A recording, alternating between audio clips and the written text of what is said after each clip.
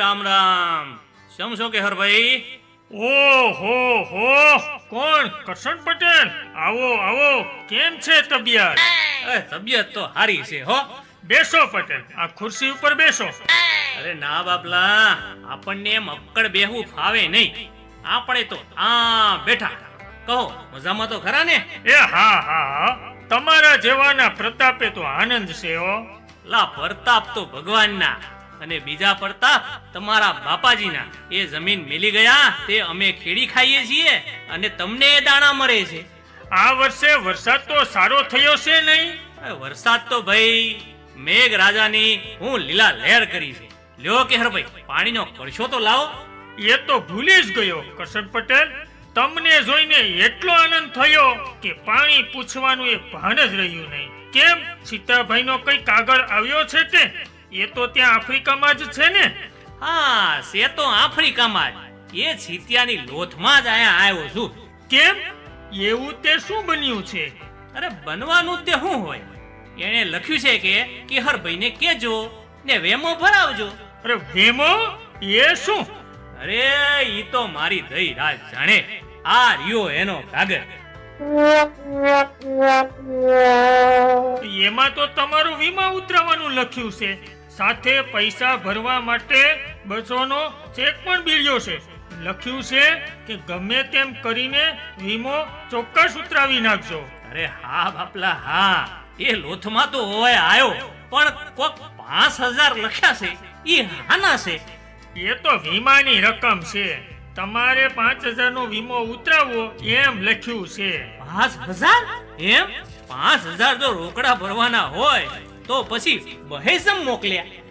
એમ સામટા 5000 ભરવાના નહીં, પણ કકડે કકડે ભરવાના. ધીરુભાઈ કરીને મારો મિત્ર વીમાનું કામ કરે છે, બાજુમાં જ રહે છે. તે તમને બધી સમજણ પાડશે અને તમારો વીમો ઉતારશે. એ આપણે કઈ ના જાણીએ. મેં તો તમને હોપ્યું, તમને જેમ ફાવે એમ કરજો. એની ચિંતા હવે તમને હોપી. એ વારું, હવે એની ચિંતા તમારે કરવી નહીં. ચાલો અંદર નાઈ ધોઈને તૈયાર થાવ. હું ધીરુભાઈને બોલાવીને લાવું છું.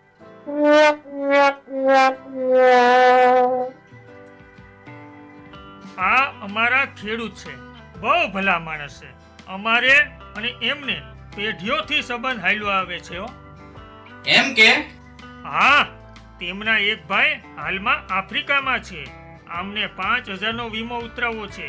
તેમને બધી સમજ પાડો. પણ હે ભાઈ સાહેબ, આ 5000 પાછા ક્યારે મળે? જુઓ ને પટેલ, તમને જાણે કે 20 વર્ષની મુદત આપીશું.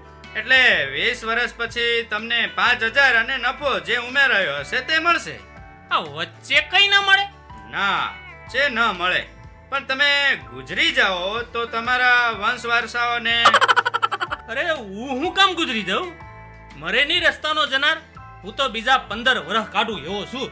ધીરા પડો પટેલ, ધીરા પડો. આ તો તમને સમજાવે છે. કેમ, ત્યારે ફોર્મ ભરું ને? હા હા, તેમને ઉતરાવવો જ છે. ત્યારે ટેલિફોન કરી પેલા ડોક્ટરને બોલાવું. કોઈ માંદું છે? ના, કોઈ માંદુશાનું. એવો નિયમ છે કે જેનો વીમો ઉતરાવવાનો હોય તેની દાક્તરી તપાસ કરાવવી પડે. અરે હું કામ? તેની તંદુરસ્તી કેવી છે તે તપાસ. તંદુરસ્તી સારી હોય તો વીમો પાસ થાય. હજી તો પસા માળા હામું આવે તો એ આ કરશન પટેલનો દમ ખાય એવો નથી હો. ભલે હું તપાસવાનું છે. તમે તંદુરસ્ત દેખાવ તોય તપાસ તો કરાવવી પડે. એમાં તમારું જાય છે હું? હારું.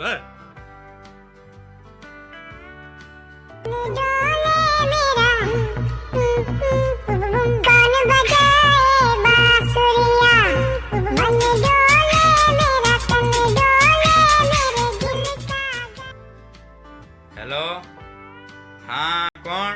ડોક્ટર શાહ કે? હા, હું ધીરુભાઈ. જરા મારી બાજુમાં કિશોર રહે છે, એમને ત્યાં આવો ને. એક કેસ છે. હા આવો, હું ફોર્મ ભરી રાખું છું.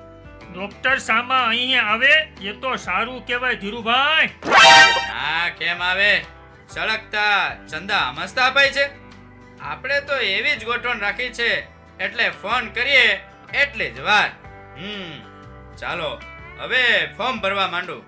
તમારું નામ શું? કરશન. બાપનું નામ? લખો. હા લખું છું, તમે લખાવો ને. લખાવો તો લખું ને. એમના બાપનું નામ લક્ષ્મણ પટેલ છે અને ટૂંકામાં બધા એમને લખો કહે છે. ઓ આઈ સી. અને ધંધો ખેતીનો ખરું ને? હા. એ કિશોરભાઈ, આ બધી પૂછપરછ જમ કરે છે. આ એનો વસાર શું છે? એ તો પૂછે, તમે તમારે જોયા કરો ને. ઠીક. તમારો જન્મ ક્યાં થયેલો? જાણે એમ છે કે કોઈ દાડો એ પૂછવાનો પ્રસંગ નહીં આવેલો, પણ મારા બાપા કોક વાર વાત કરે તે ઉપરથી કહું છું કે અમારું એક કોઠિયું ઘર છે, તેમાં મારો જન્મ થયેલો. એની ગમ સેવાડે પેલા પીપરાના ઓંડે છે ને ઈ ઘર. હું એ નથી પૂછતો, હું તો પૂછું છું કે કયા ગામમાં તમારો જન્મ થયેલો? અરે એ તો કંબોલું. કેમ, એમાં તમને શું વાંધો છે? વાંધો છે નો. ત્યારે તમે કહો છો ને કે કેમ બોલું. એ ગામડાનું નામ કબોલા છે, કાનમમાં કરજણ પાસે આવ્યું છે. ઠીક ઠીક. ક્યારે જન્મ થયેલો તે યાદ છે કે? માક્ષર સદ નો વરસ? ઈ જાણે 56 વખતે હું 5 વર્ષનો હતો. તમારા મોટાભાઈને હું એ બેઉ હાર્યા. હો કે કેહરભાઈ? એમનું નામ ક્યાં કહેરભાઈ છે? કિશોરભાઈનું એમણે કેહરભાઈ કર્યું છે.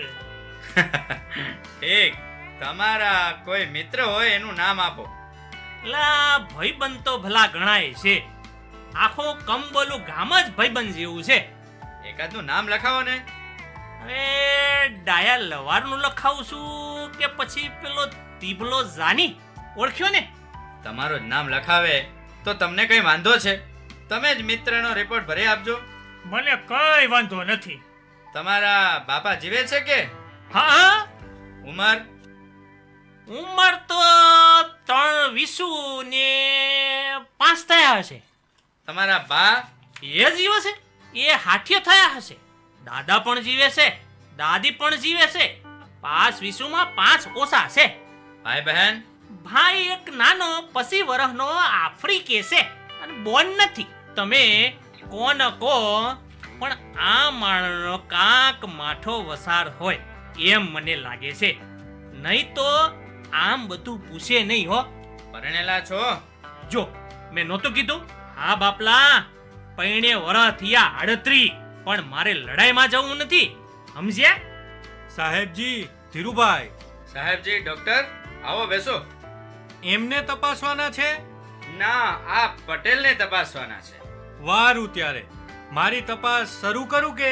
હા જી, લ્યો આ ફોર્મ. તો તમારો ધંધો ખેતીનો જ કે કેમ?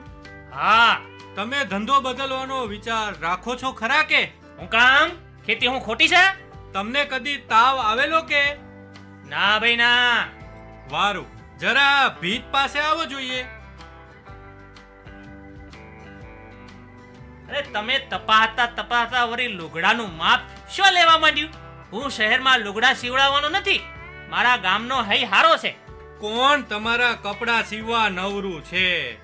બોલ બોલ શું કર્યા કરો છો? આ તો તમારી ઊંચાઈ મપાઈ છે. હવે આ પહેરન જરા કાઢો. કેમ? તમારે એનું શું કામ છે? તમારા ફેફસા જરા તપાસી લો, પછી પહેરી લેજો. હવે કપડા પહેરી લો. તમે કદી નશો કર્યો છે કે? અરે હું કીધું? અલ્યા ડાક્ટર, મોં સંભાળીને બોલજે, નકર આ દીઠી છે કે હરભાઈ ઘેર ગયો વેમો બેમો. અરે અરે અરે પટેલ, જરા શાંત થાઓ. વીમાના લાભ તો જુઓ.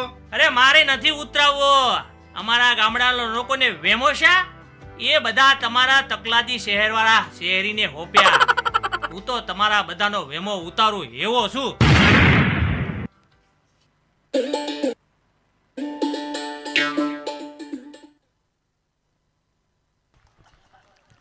ખૂબ સરસ.